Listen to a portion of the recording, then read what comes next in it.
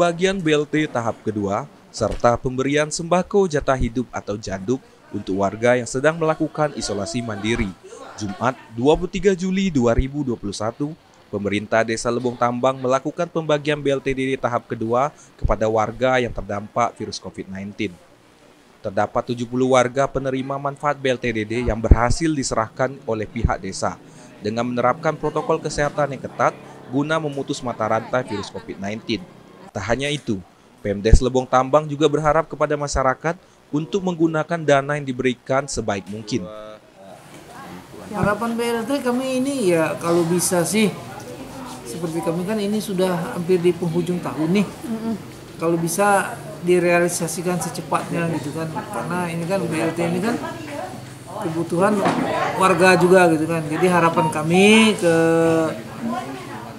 pihak dinas terkait,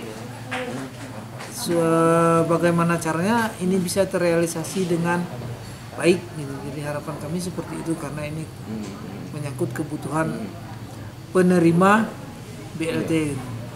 Usai melakukan kegiatan pembagian BLTDD, pemerintah Desa Lebong Tambang kedatangan Bupati dan Wakil Bupati beserta Kadis Pemdesos dan para asisten untuk melakukan pemberian bantuan sembako jatah hidup bagi warga yang sedang menjalani isolasi mandiri.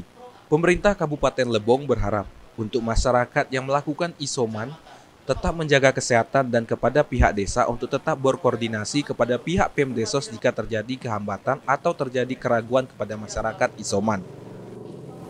Alhamdulillah, terima kasih banyak Pak Kades yang proaktif sampai dia memantau selalu warganya, yang kasih semangat selalu Pak Kadesnya. Nah, kami alhamdulillah warganya tidak cukup isolasi mandiri terus sembuh. Dari lokasi, tim liputan Lebong TV melaporkan.